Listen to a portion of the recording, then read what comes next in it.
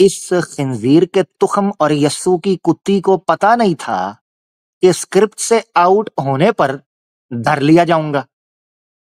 शौकानी करते हुए ब्लेंडर मार गया। लो सुनो, अब सुनना जरा।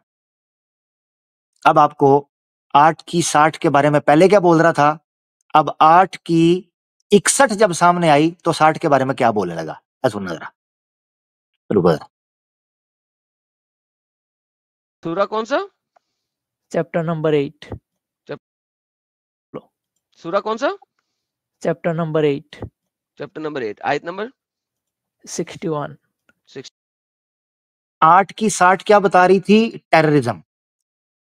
कौन सी आयत खुलवाई जा रही है आउट ऑफ स्क्रिप्ट? 8 की 61। अब सुनना जरा। 61 लेज। And if they incline to peace, then incline.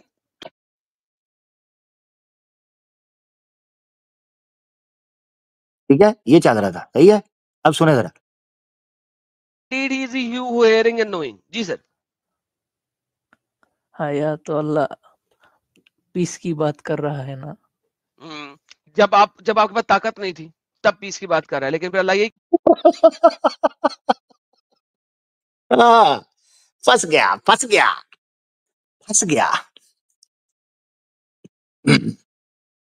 रुको जरा, एक मिनट यार, ये क्या सीन हुआ है? क्यों है? एक मिनट रुके जरा, रुकना जरा।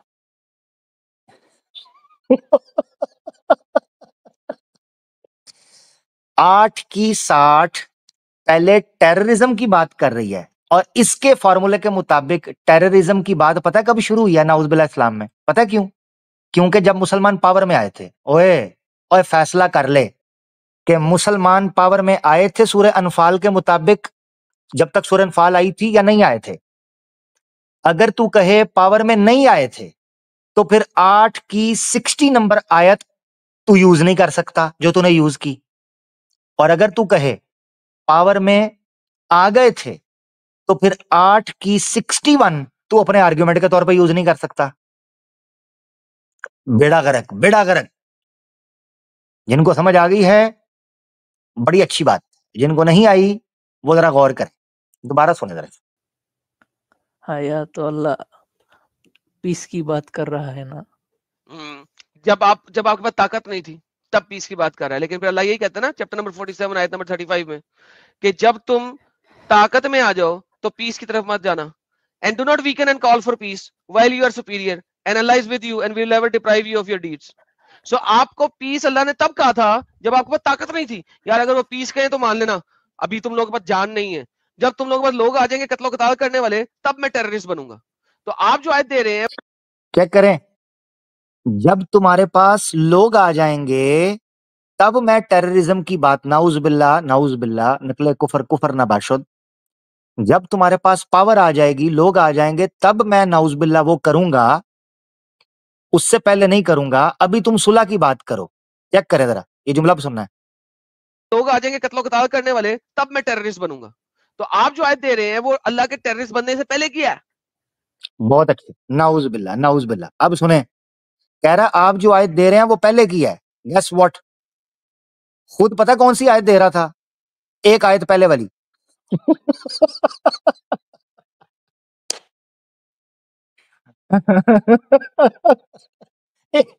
एक आयत पहले से ये प्रूव कर रहा है कि नाउज बिल्ला मुसलमानों की तादाद बढ़ गई थी, लिहाजा वो ये जंग कर रहे थे। और एक आयत बाद में कह रहा है कि ये 60 से भी पहले की कि इसके कि मुसलमान उस टाइम पे कमजोर थे। उल्लू के पट्टे, अकल के कच्चे, गंदे अंडे और खिंजीर के बच्चे, तू पहले ये फैसला कर कि आयत नंबर 60 से तूने आरोप लगाना है या आयत नंबर 61 अगली से तूने कमजोर शो करना है। तुक्की नहीं बांध रहा, तुक्की। बेवकूफ आदमी, ब्लंडर ही ब्लंडर, झूठा। और इसको जनाब नेशनल टीवी पर बिठाकर चैंपियन कहता पता क्या है? मैं डॉक्टर जाकिर नाइक से डिबेट करूंगा, मैं लपड़ मारूंगा कान के ऊपर, लपड़। मर्सिडीज के पीछे भागने से कुत्ता मर्सिडीज का ऑनर नहीं बन जाता। मैं कान पे लपड़ मारूंगा तेरे, चूड़ा गटर खोलने वाला। मैं डॉक्टर जाकिर नाइक से डिबेट करूंगा। मैं तेरे ऊपर अपना अंडकोश रख दूं ना, तो तू उसी वजन से अपने गटर में वापस चला जाएगा। तू डॉक्टर जाकिर नाइक से बात करने की बात करता है। तेरी औकात है पिल्ले? औकात है तेरी? मैं जी मुफ्ती यासिर वाजदी साहब से डिबेट करूंगा। उल्लू के पट्टे, वो अगर जुम्मे वाले दिन अपना नाखून काट के उसको फेंके ना, तेरी इतनी भी औकात नहीं है कि उसको तेरे सर पर रखा जाए, हाथ में भी नहीं पकड़ाया जाए, तेरे सर पर। तेरी इतनी औकात नहीं है मुफ्ती यासिर वाजदी साहब के सामने। बकवासी है, तू बड़बाजी करता है, हैं? फुद्दू समझा हुआ है, चुत्तू, चूड़े, गटरिए।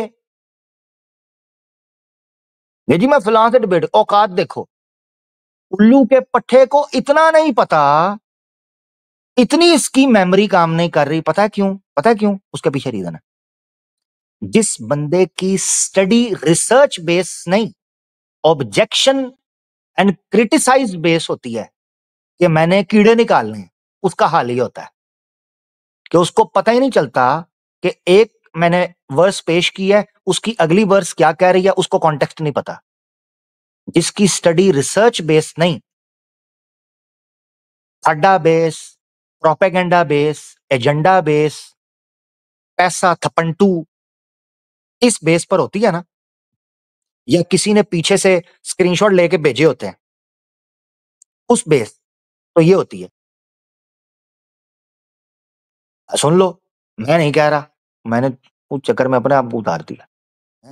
अब ये सुन लो कि ये खुद एक दूसरे पर आरोप लगा रहे हैं कि ये किससे सीखते हैं, किससे सुनते हैं। हेडफोन लगा लिया करो यार, मैंने पहले बताया, आवाज़े हक आपने सुनना होता है ना, हेडफोन लगाया करो, उसके बगैर बात नहीं बनती। बाद में फिर आप मुझसे गिला शिकवा नहीं करना है। 1 मिनट का ये क्लिप आपकी स्क्रीन पर है कि ये कितने को रिसर्चर हैं, कितनी इनकी बुनियाद है, अगर सुनो।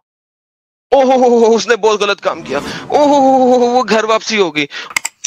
करो ना प्लीज, करो ना। इस बंदे को अंब का नॉलेज नहीं था। मुझे नहीं बनना उसके जैसा। Thank you so much. मैं इतना बदतमीज गालीबाज नहीं बन सकता। हम इतने बड़े नहीं थे कि हम ये टट्टी करते। Adam Sikar Urdu, Adam Sikar Hindi, Adam Sikar English, ये मेरे हैं कि तुम्हारे? ये बंदा बेवकूफ है, लूज कैनल है। अभी सनातनी बने हैं, तो जनाब साहब अभी जो है ना सनातनी खेल रहे हैं। तू मेरी वाइफ के पीछे क्यों पड़ा है भाई? यार कितना साहिल देख, कितना ज्यादा ड्रंक है बंदा। और इस टीम के यार साथ साथ कुछ और भी फट गया है। और आवाज़े हक ने वो उसको बताया था कि ये इसलिए कर रहा है क्योंकि इसको सब साहिल का रिप्लेसमेंट बनना। मैं इतना बदतमीज गालीबाज नहीं बन सकता। ए गंदी नाली के कीड़े, मैंने तेरे को एक वफादार कुत्ता समझकर पाला था। मेरे को क्या मालूम था कि तू एक जहरीला सांप निकलेगा। आड़ में जा, fuck off you Adam Seeker भाईचोद साला, क्रिश्चियन की औलाद, भड़वे चूतिया बना रहे तुम्हारा ये एडम सेल। देखो मैंने नहीं कुछ कहा। मैंने क्या कहा? ना मैं कभी बोला, ना मैंने कभी कोई आपत्ति उठाई, ना मैंने कभी कोई ऑब्जेक्शन रखा, ना बाबा ना। मैं तो अपनी बात ही नहीं करता। ये थे तुम्हारे चैंपियंस और लीडर्स, जिनकी औकात इतनी थी कि एक कहता है डिस्कॉर्ड पर मैं प्रेजेंटेशन भेजा करता था, मैं बताता था टॉपिक्स क्या है। अच्छा लो सुनो सुनो, खच्चा दी खच सुनो, खच्चा दी खच। ओए होए होए, जब मैंने ये सुना, मैंने कान में उंगली फेरी और उंगली फेर कर दोबारा सुना कि ये मेरे कानों को कोई इल्यूजन हुआ है या वाकई ये बात निकली है। ओ गिरगिट, गिरगिट है, गिरगिटिज्म मानने वाला ट्रक ड्राइवर, ट्रक ड्राइवर पता है क्या कहता है? कहता है ये जाहिल को और यस्सु की कुत्ती को टॉपिक मैं दिया करता था। लो जी ये दिन आ गए।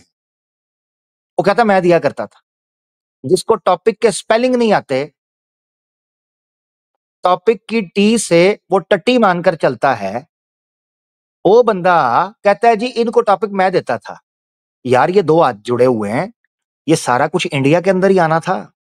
हमसे पहले ही बर्दाश्त नहीं हो रहे कुछ इंडियंस आजकल, ये सारा कुछ इंडिया में ही आना था। हैं? कि पूरी दुनिया में ये दो कौमें बची हैं, एक इंडिया और पाकिस्तान। जो चमूने और जो शोशे उठते हैं यहीं से उठते हैं। एक यस्सू की कुत्ती वो पाकिस्तान से निकल आई, और एक जनाब इस तरह के गटर के कीड़े मकोड़े, ये गैंग्स ऑफ छक्कापुर के, ये इंडिया से उठ गए। अब दोनों साइडों की आवाम बैठकर देख रही है। बांग्लादेश वाले रसगुल्ला खा के खुश हैं, चाय पी के, वो कहते हैं लड़ी जाओ मरी जाओ साडे कांगरू नु ठंडा, उस कूना बैठे ने। नेपाल वाले भी अभी सोच ही रहे हैं, शाला रे लई सारा कल का पलटना, वो अपने माहौल में है, उनको अलीजा चमड़ गई है। यानी इन सारे देशों को या पाकिस्तानी चमड़ गए हैं या इंडियन चमड़ गए हैं, और हम बीच में लटक गए हैं कि जाएं तो जाएं किधर। तो यार ये दो हाथ जुड़े हैं, कुछ हमारा ही ख्याल कर लो। हम भी यहीं से हैं, हम भी यूपी से हैं। कुछ कुछ हम हमारा ही ख्याल कर लो। हैं? अब सुनो, मैंने नहीं कहा ये तो उन्होंने कहा, बात तो इनकी थी। कहते हैं डिस्कॉर्ड पर जी प्रेजेंटेशन मैं बना के देता था, एक कहता है जी मैं टॉपिक देता था, एक कहता है जी मैं डिबेटिंग टैलेंट सिखाता था। डिबेटिंग टैलेंट सिखाता था। मैं नहीं कह रहा, मैं नहीं कुछ भी अपने मुंह से कहूंगा, सीधी सी बात आ गई। ये सुन लो, मैं तुम्हें सुनाता हूं, ये सुन लो, कल को मेरे पे न डाल देना, ठीक है? सुन लो, रुको जरा, रुको रुको, ताकि ये भी सनद हो जाए। फिर गया। अच्छा, मैंने नहीं कुछ कहा, तुम्हारे अपने लोग कहते रहे, अपने लोग बात करते रहे।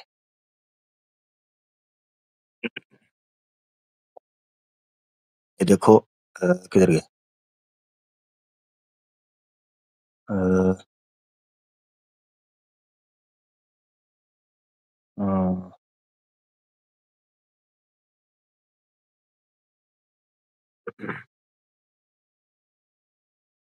रुको जरा,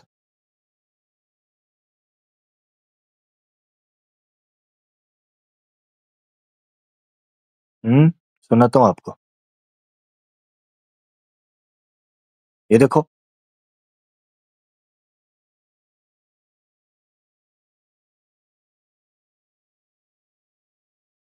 ये सुन लो, मैं कर रहा हूं, जरा एक मिनट रुकना। तो मैं अपनी तरफ से कोई बात करूं तो मुझे बताना भाई, सीधी बात है। मैं तो देता हूं तुम्हारे घर से तुम्हारी जुबानों की बातें, ये स्क्रीन पर भी सुन लो कि तुम्हारे एक्स मुस्लिम्स की औकात और हैसियत क्या है नॉलेज के अंदर। एक आयत पेश करता है, उस आयत से आरोप लगाता है, अगली आयत पेश होती है, भूल जाता है तो उसका कॉन्टेक्स्ट क्या है। कभी कहता है उस वक्त मुसलमान पावर में थे, कभी कहता है मुसलमान पावर में नहीं थे। सूरे अनफाल आयत 60 पेश करके कहता है मुसलमान पावर में थे, इसलिए धमका रहे थे, नाउज बिल्ला। जब आयत नंबर 61 पेश की गई तो कहता है मुसलमान पावर में नहीं थे। उल्लू के पठो, कोई एक किनारा पकड़ो ताकि पता चले तुम्हें छितर कहां मारने हैं। सुन लो जरा, एक्स मुस्लिम्स के बड़े बड़े चैनल्स की और बड़े बड़े लोगों की हालत क्या है, सुन लो। लेकिन बहुत सारे ऐसे एक्स मुस्लिम भी हैं जो नाम जिनके एक्स मुस्लिम हैं, बात जो कर रहे हैं ठीक है, दूसरे का टॉपिक कंटेंट देखते हैं, बनाते हैं। अगर उनसे मैं आज मुस्लिम बन के बात करूं तो भाई एक टॉपिक को डिफेंड नहीं कर सकते वो, अपने इतनी भी नॉलेज नहीं है उनको। और मैंने ये किया है, मैंने ये किया है चंद एक्स मुस्लिम के साथ पास जाकर के मैंने मुस्लिम बनकर के बातचीत की है। तो वहां बातचीत करके मैंने ये देखा है कि उन लोगों को अपने टॉपिक की बेसिक नॉलेज नहीं पता। फिर मैंने उनको बाद में बोला है कि भाई तुमको अगर टॉपिक पे बात करना है तो पहले कंप्लीट रिसर्च करो, कंप्लीट रेफरेंस लो, फिर बात करो। ऐसे तो तुमको कोई भी मुस्लिम आकर के पेल जाएगा, तुम तो एक आम मुसलमान को भी जवाब नहीं दे सकते। तो ये चीजें हैं। हाँ जी, मैं कह रहा हूं कि कोई भी मुसलमान आकर तुमको पेल कर चला जाएगा, तुमसे संभाला नहीं जाएगा। ये बात इनके लोग कर रहे थे, मैं नहीं कर रहा था। अब आगे सुन लो। अच्छा, तो आप मुझे ये बताएं कि एक बंदा 8 की 60 से मुस्लिम्स को स्ट्रांग और पावर में साबित करते हुए आरोप लगाता है, और 8 की 61 आयत आगे जाता है, कहता है मुसलमान कमजोर थे, स्ट्रांग ही नहीं थे, इसीलिए सुलह का कहा गया था। यह हकीकत। चलें अब दूसरी आयत को भी ले लेते हैं, क्योंकि इसने कोट किया, उसको भी जिक्र करते हैं, पढ़ते हैं क्या चीज उसमें कही गई है। एक मिनट रुकिए जरा। जब आपके पास ताकत नहीं थी तब पीस की बात कर रहा है, लेकिन फिर अल्लाह यही कहता है ना चैप्टर नंबर 47 आयत नंबर 35 में कि जब तुम ताकत में आ जाओ तो पीस की तरफ मत जाना, and do not weaken and call for peace while you are superior and Allah is with you and will never deprive you of your deeds. So आपको पीस अल्लाह ने तब कहा था जब आपके पास ताकत नहीं थी। यार अगर वो पीस कहे तो मान लेना, अभी तुम लोगों के पास जान नहीं है, जब तुम लोगों के पास लोग आ जाएंगे कत्लो कताल करने वाले, तब मैं टेररिस्ट बनूंगा। एक मिनट यार, ये स्टक हुआ है, रुकिएगा जरा। हेलो हेलो, मेरी आवाज आ रही है जी? अच्छा, आ रही होगी आपको। ये स्टक हुआ है, एक मिनट रुकिएगा यार, जरा देखना पड़ेगा, एक मिनट रुकना।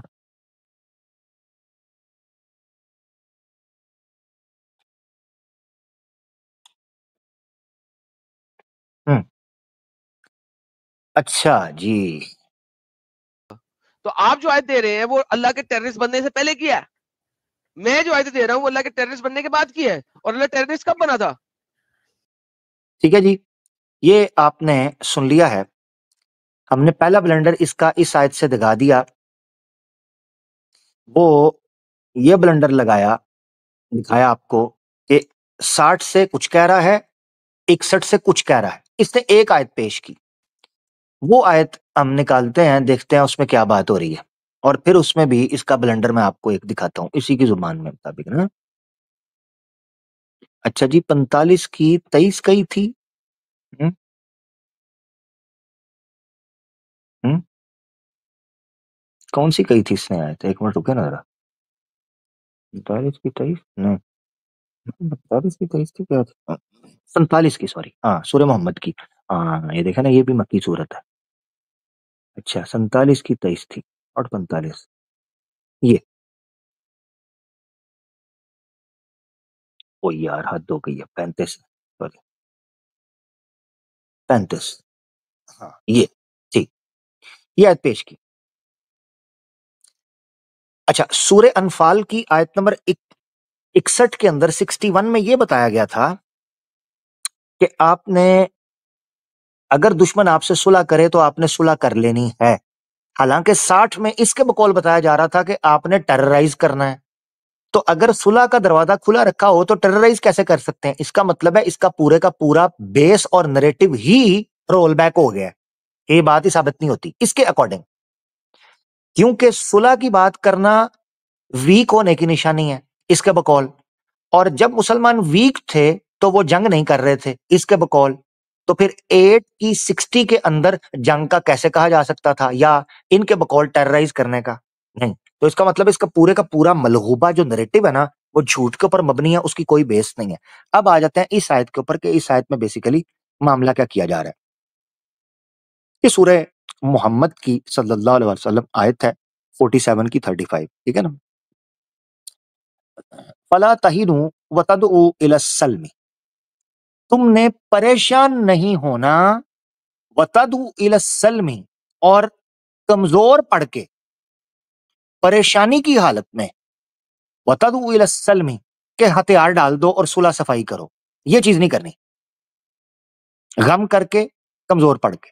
व अंतुमुल आलौना, और तुम ही गालिब हो, वल्लाहु माअकुम, अल्लाह तुम्हारे साथ है। एक ये इसकी तरकीब बनती है कि वह अंतुमुल आलौना को अलग ट्रांसलेट किया जाए, ये भी अरबिकली ठीक है, मगर जो इसने ट्रांसलेशन किया है वो बेसिकली वाव हालिया बनती है कि वह तदउ इला सल्मी। बेसिकली यहां ये कहा जा रहा है फला तहिनु वला तदउ इला सल्मी, ये होना चाहिए, मगर आपने नोट किया अरबी जुबान में यहां पर लाम नहीं है। उसकी वजह यह है कि फला तहिनु के साथ लिंक है ये तदउ। क्या मतलब है?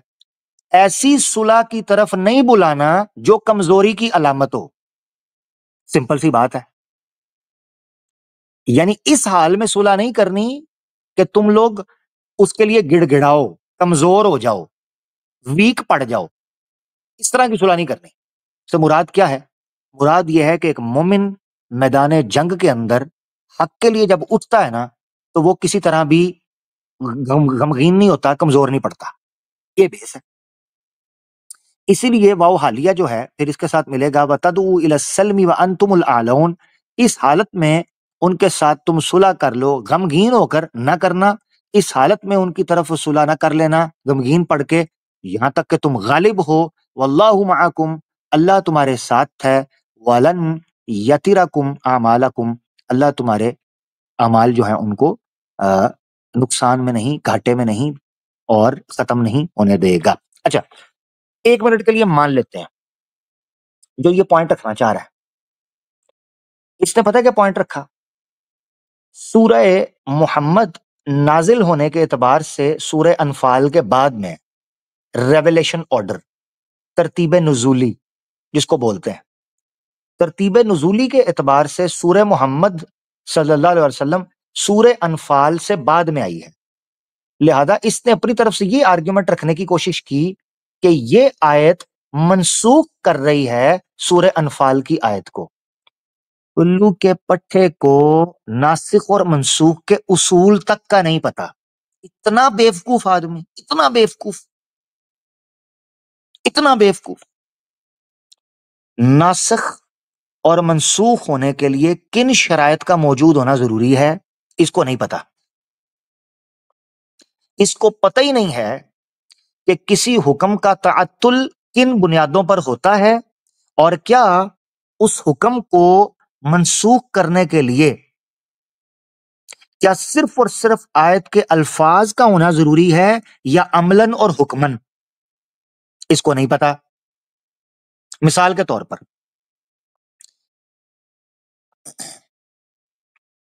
अनफाल जो है, मेरे ख्याल से इसको बड़ा सादा रखता हूं, सिंपल रखता हूं, डीप डाइव नहीं करता, ये ना हो सनातनियां समझ ही कख ना आवे और मुसलमान बोर होना शुरू हो जाए। याद रखना चाहिए सूरह अनफाल जो है ना, चलो मोटा जो सादा है उसको रख देता हूं, ज्यादा नहीं अंदर जाते। जो जो सूरह अनफाल है ना, बेसिकली ओहद के कॉन्टेक्स्ट में आई है, और सूरह मोहम्मद जो है ना, ये बेसिकली फतह मक्का के करीब का नक्शा खींचती है। ये आपने याद रखना है। फतह मक्का में सुलह की गई है, अमन दिया गया है, नहीं दिया गया? दिया गया है। तो ये मनसूख कैसे हो गया? सूरह अनफाल मनसूख कैसे हो गई? इस उल्लू के पट्टे को यह नहीं पता कि क्या आयतों के अल्फाज आपस में नसख और मनसूख होने का फैसला करते हैं या शारे बताता है कि ये हुक्म मनसूख हुआ है या नहीं। इसको कुछ भी नहीं पता। और उन नसूस के अंदर, यानी कुरान के टेक्स्ट के अंदर अल्फाज आपस में किस तरह नसख और मनसूख का उसूल करते हैं, इसको कख भी नहीं पता, कख भी नहीं।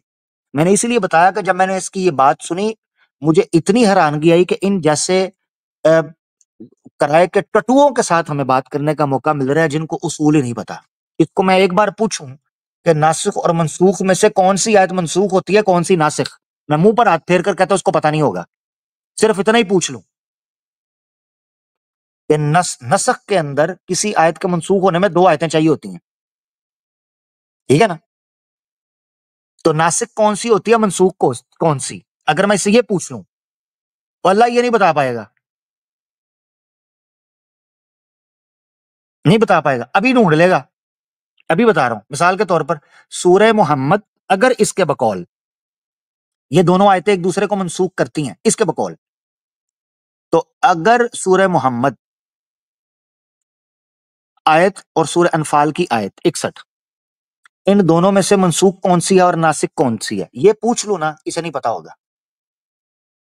ये मैं गारंटी कर रहा हूं, क्योंकि इसकी अरबिक तो दईफ है और इसके जानने के लिए तो और बेहतर चीज आनी चाहिए। नहीं पता होगा, मगर अब ढूंढ लेगा, अब तैयारी कर लेगा। अगर सुन रहा होगा, इसके चेले चंटे इस तक पहुंचा देंगे, तो अब तैयारी कर लेगा, तो अब फायदा कोई नहीं। ये पहले चीज होनी चाहिए। खैर, अब यहां आपने एक चीज समझनी है, क्यों मैंने ये बात की, इसलिए कि पता है मक्का पर अल्लाह के रसूल सल्लल्लाहु अलैहि वसल्लम ने लोगों को अमन दिया, यानी कि सुलह की, उनको माफ किया, उनको बख्श दिया। ला तसरीब अलैकुमुल यौम, कोई तुम पर हाथ दस्त दराजी नहीं होगी आज के दिन।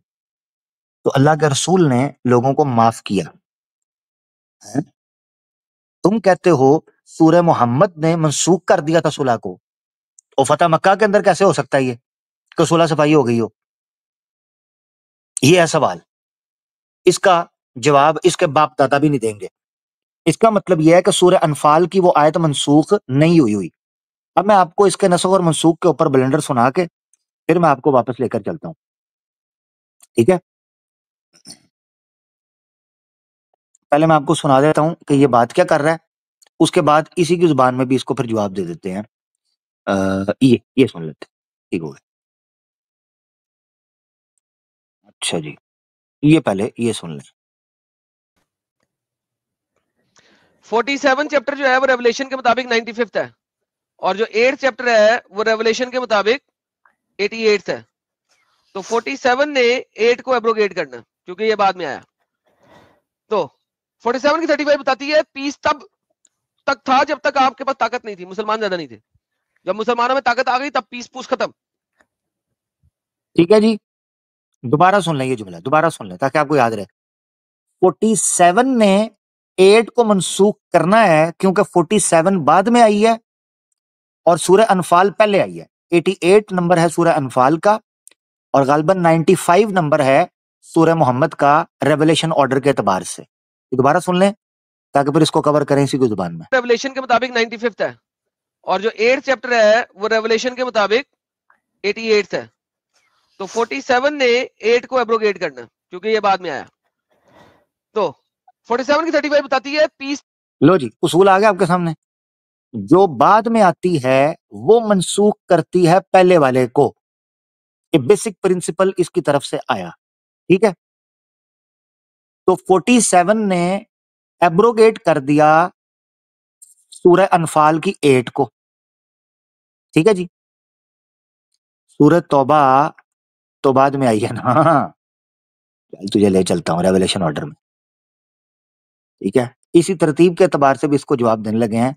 इस्लाम ने सुलह की बात कमजोरी की हालत में नहीं की, अपनी पूरी पीक के अंदर भी, पूरी पीक के अंदर इस्लाम ने आपको सुलह की बात कही है। ये है कमाल, ठीक है? अच्छा जी, इसी के उसूल के मुताबिक रेवलेशन ऑर्डर में चलने लगे। ये देखें 88 में अनफाल आई, सूरह अनफाल, ठीक है? इसको एब्रोगेट करना है 95 सूरह मोहम्मद जो कि नंबर के एतबार 47 है। तो सूरह मोहम्मद को एब्रोगेट कर दिया, सूरह मोहम्मद जो है 95 में उसने एब्रोगेट किया सूरह अनफाल के हुक्म को कि सुलह नहीं करनी अब, यानी सूरह अनफाल कहती थी सुलह करनी है, ठीक है? सूरह मोहम्मद ने कहा सुलह नहीं करनी, लिहाजा अनफाल एब्रोगेट हो गई। चल आगे चल, आगे चल, आगे चल। ये देखें जी सूरह तौबा 113, तो इसके फॉर्मूले के मुताबिक सूरह तौबा एब्रोगेट करेगी सूरह मोहम्मद को 95 को, राइट? चलो फिर आपको लेकर चलते हैं सूरह तौबा क्या कहती है।